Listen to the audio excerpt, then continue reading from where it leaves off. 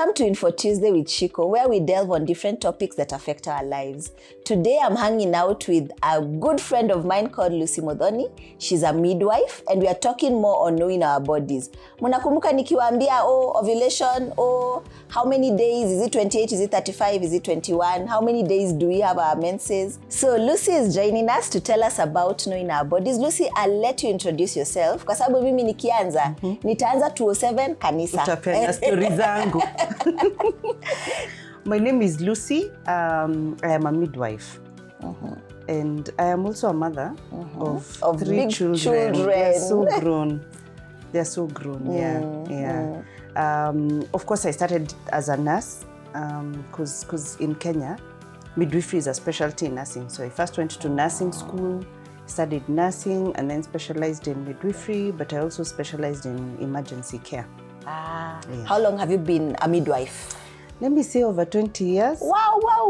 Anatujua kila mahali. Ameona vitu mingi. No, but you still learn, because these things are very different. I mean, different, yeah. So you still learn. Okay, so let's just dive in. I remember we had this conversation with you of how women, we tend not to know our bodies. And I've also watched my daughter and my son. When I look at my son, he's very aware of the instruments that he has. Imagine. And what the instruments do. When I look at my daughter, she has no clue. It's like nothing exists there. Yeah. So let's start from what do we have there? Yeah. How does it look? Yeah. And you know, you've started from a very good place, because I always say every woman who has a daughter should start teaching their daughter as early.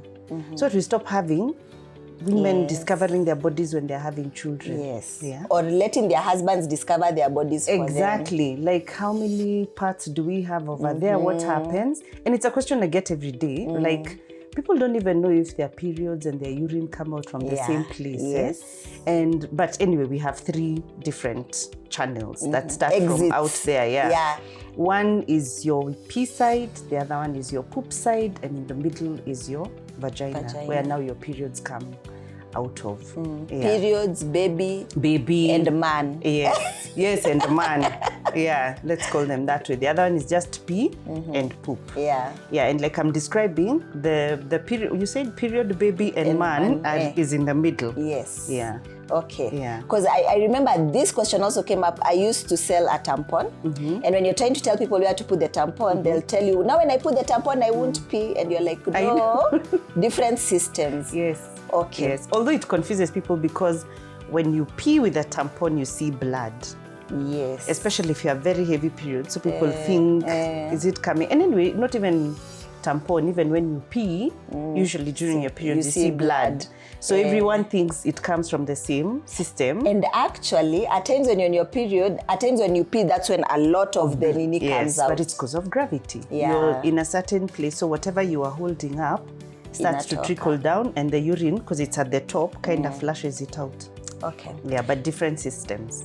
So our main concentration will be the period, man, baby side. Okay. Yeah. Okay. So tell us about, let's just delve into ovulation, because that's what happens there. Now then the period comes out. So when does it start? What will I see? What will happen to me? Yeah. So with that system, we usually say that it starts from the day you start your periods. That's day 1 of your cycle. Your periods, just to backtrack a bit, happen because you produced an egg that was not fertilized. So your period is like a cleanser of the system to prepare it for the cycle. So that's why we say the cycle starts on the first day that you are having your periods. So different women, different timelines and sort of cycles. We usually say the normal is 28 to 32 days, but we have women who have on the one on the lower side, like 21, 22. Then we have women who are from above 32, 35, all the way even sometimes 90. Especially where there are complications. Yes. Very irregular kind of cycles. So typically, you start with your period, and your period could again be days. There are people who bleed for 1 day, up to 7, 10. So it just depends again on the hormones. So you have that period time where now you shed the wall of your uterus. And then now after that, you have like a dryish period. And then halfway in the middle of your cycle, this I'm talking about the people with a regular one, 28 to 32. Halfway through is where now ovulation will happen. Yeah. So now, as you have seen, Lucy is not talking of day 1, day 14, day 15, because we are all very different. And we don't necessarily ovulate on day 14. See, it's not cast on stone. To even make it better, is it better or worse? One woman, 2 different or 3 different cycles, they ovulate on different days. Yes, yes. You ovulate and that's also days. What I've been addressing on my page is people asking me, so my period comes on the 26th day, sometimes on the 28th, sometimes on the 27th. Is it regular? It's very regular. It's very normal. Yes, give or take. You know? Like it could come a day 2, 3 earlier or later. That's within normal. Yeah. Higher. So ovulation time. Okay, first, I think we mentioned the hormones so that people can just have an idea. When I'm menstruating day 1 to say day 7, is there any hormone at play there? There are always hormones at play. There are always hormones at play because, you know, you have hormones in your body and they're always working, and yes, you're a woman. But now we look at the hormones that are really, really important.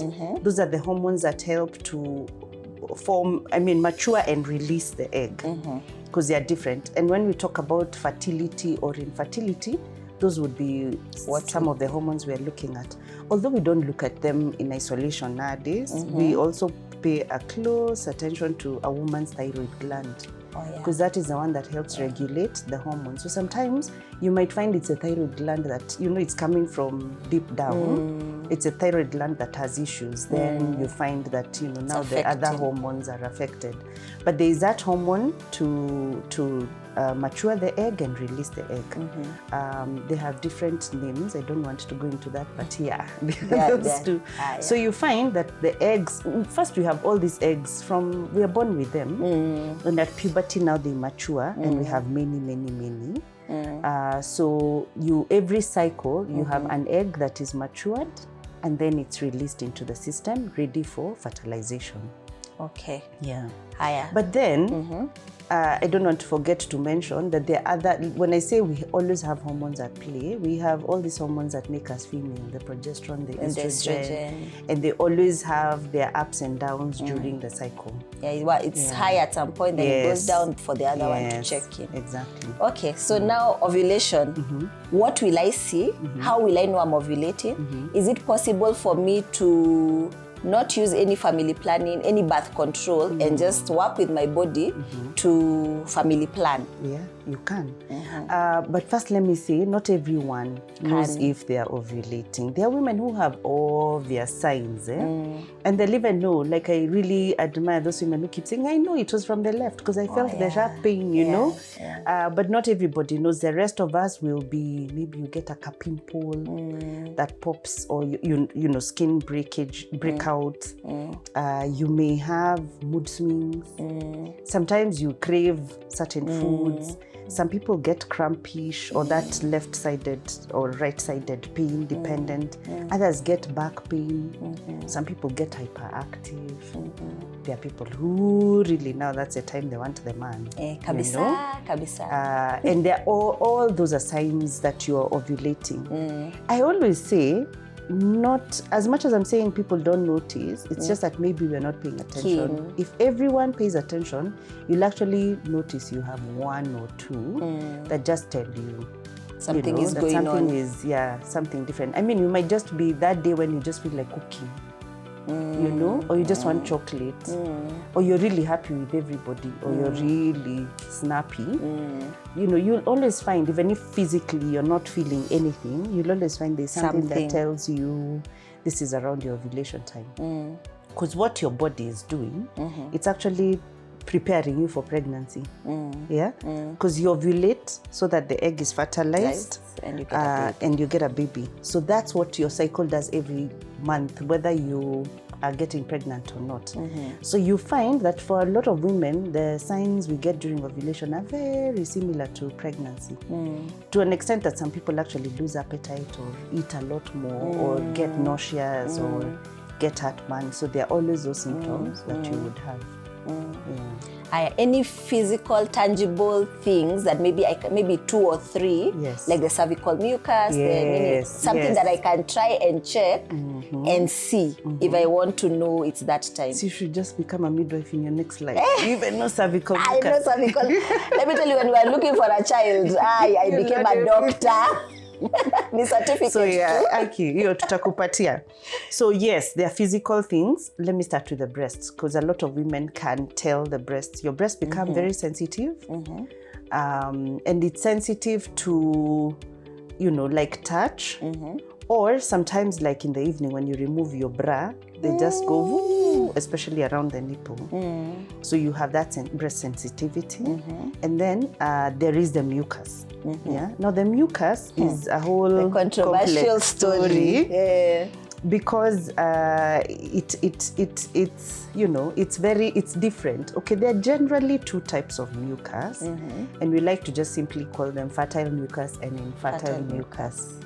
I like to use egg white to describe the fertile one, because it's clear, it's watery, it stretches, just like an egg white would. And that's the one that really feeds the sperms and makes them healthy, keeps them healthy, and pushes them into the system to reach the egg. And that comes during the fertile time. The fertile time would be the time just before and right after ovulation. So it's ovulation time, but just a few days before, a few days after. Then we have the infertile mucus. Now the infertile mucus is more sticky, almost looks like maziwa lala, milk curds, and it's the one that blocks now the sperms from passing through the cervix. The cervix is the doorway to the uterus, so it creates a very hostile environment there, and sort of just fights the 2 sperms and makes them unhealthy and makes the area very hard for them to pass through. And so that one is the sticky one. Most times you see it like already dry on your panty liner or your panty. So that's a infertile mucus. I think that's the one personally I notice most of the time. Yes. I'd even tell you I've never seen the other one. Yes. As in it's very rare. Yes, because in a cycle you have more days of infertile times and less days of fertile times. And then the fertile mucus, because of the waterishness, just is wet. So you really don't even, especially for women who wear panty shields all the time, you really don't even get to see it, because it's clearish, it's just wet, it just gets absorbed into your panty shield or into your panty. Okay. Anything else that I'll notice physically? I always say some people notice different things like muscle aches, fatigue, sometimes even ability to even work even more. There is the one day where your temperature just can shoot and you're just having hot flashes that are unexplainable. That most likely is your ovulation day, because the temperature just switches. Your core temperature starts to rise closer to ovulation, but then on the ovulation day it peaks. So you can just have this heat. So if you buy a thermometer or something, you might actually hit it. You might actually see if you measure all the days. Yes. In fact, nowadays I joke about it. I say with COVID, it's very easy to tell when you're ovulating. Because you see all the time they tell you 35.6, 36.1. Then the day you're at 37 and they look at you like, are you coming to the supermarket or not? That's probably the day you're ovulating. So it just keeps going up and up and up. So if you have a thermometer, you'll be able to tell. Although if you're monitoring your temperature, we always say do it first thing in the morning before you leave your bed, so that you get the ideal core temperature. Okay. So let me be a bit controversial, because I've mentioned it also on my page, and people have been asking me, so nifanye nini?